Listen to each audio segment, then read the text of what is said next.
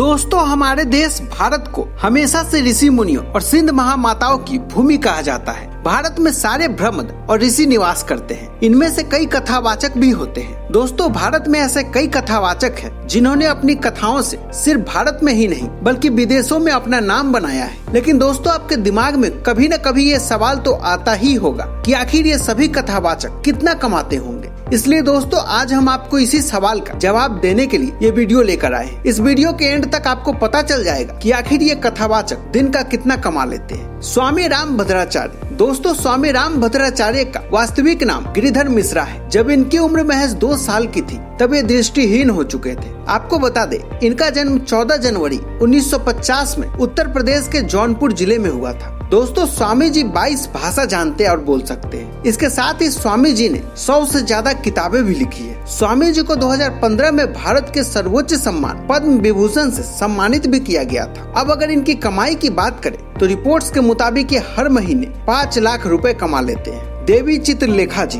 दोस्तों, देवी श्री चित्रलेखा जी 24 साल की भारत की युवा आध्यात्मिक संत है, जिन्होंने मात्र 4 साल की उम्र में भारत में स्थित विभिन्न प्रकार के धर्म अथवा लगभग सभी प्रकार के धर्मों का अध्ययन करना शुरू कर दिया था और 9 साल की आयु तक इन्होंने हिंदुत्व धर्म का संपूर्ण ज्ञान प्राप्त कर लिया। हरियाणा में जन्मे चित्रलेखा जी भारत की सबसे कम उम्र वाली धार्मिक कथावाचक है। ज्ञान के साथ साथ उनकी सुंदरता भी दोनों गुणों का मिलन करती है। दोस्तों, इनका एक यूट्यूब चैनल भी है और रिपोर्ट्स के मुताबिक ये हर महीने 10 लाख रुपए तक कमा लेते हैं। श्री देवकी नंदन ठाकुर महाराज जी। दोस्तों, देवकी नंदन ठाकुर महाराज एक हिंदू पुराण कथावाचक, गायक और आध्यात्मिक गुरु हैं। आपने इनको यूट्यूब तथा टीवी डिबेट में देखा होगा। साल 1997 में महाराज श्रीमद् भागवत कथा, श्री राम कथा, देवी भागवत, शिव पुराण कथा, भगवत गीता इत्यादि पर प्रवचन देते आ रहे हैं। वर्ष 2015 में इन्हें यूपी रत्न पुरस्कार से सम्मानित भी किया जा चुका है। देवकी नंदन ठाकुर महाराज का जन्म उत्तर प्रदेश के मथुरा के ओहावा गांव में 12 सितंबर 1978 को हुआ। देवकी नंदन ठाकुर मात्र 6 साल की उम्र में अपना घर छोड़कर वृंदावन पहुंच गए थे और ब्रज के रासलीला संस्थान में हिस्सा ले लिया। दोस्तों, आपको बता दें, श्री देवकी नंदन ठाकुर जी सिर्फ भारत में ही नहीं, Hong Kong, Malaysia, Sweden, Denmark, Norway जैसे बड़े बड़े देशों में भी अपनी कथा का आयोजन कर चुके हैं। दोस्तों, अब अगर इनकी कमाई की बात करें तो श्री देवकी नंदन ठाकुर जी एक कथा करवाने का लगभग 7 से 8 लाख रुपए लेते हैं और इसके अलावा इनका एक यूट्यूब चैनल भी है जिससे वो हर महीने का करीब 5 लाख रुपए तो कमा ही लेते हैं। श्री अनिरुद्धाचार्य जी महाराज अनिरुद्धाचार्य का जन्म मध्य प्रदेश दामोह रिमझा ग्राम में 27 सितंबर 1989 को हुआ था। वो एक आध्यात्मिक गुरु और मोटिवेशनल स्पीकर है। इनके परिवार में इनके माता पिता हैं जो कि इनके साथ रहते हैं। अनिरुद्ध महाराज ने अपने करियर की शुरुआत कथा वाचन के तौर पर की और अब तक इन्होंने करीब 700 से भी अधिक भागवत कथा का प्रवचन देश विदेश में किया है। इनके भागवत कथा और प्रवचन को सुनने के लिए लाखों लोगों की भीड़ लगती है। इसके अलावा जो भी व्यक्ति इनके प्रवचन को सामने से नहीं सुन पाता, वह यूट्यूब का सहारा लेकर इनका प्रवचन सुनता है। इनके प्रवचन को सामने से सुनने के लिए लोग 5 से 6 घंटे पहले ही प्रवचन स्थल पर पहुंच जाते हैं, अन्यथा इतनी भीड़ होने के कारण लोगों को जगह नहीं मिलती है और फिर मजबूरन उन्हें यूट्यूब में देखना पड़ता है। दोस्तों, अब अगर इनकी कमाई की बात करें तो रिपोर्ट्स के मुताबिक ये एक कथा करवाने के करीब 7 लाख रुपए लेते हैं। इसके अलावा ये अपने यूट्यूब चैनल से करीब 3 लाख रुपए की कमाई कर लेते हैं।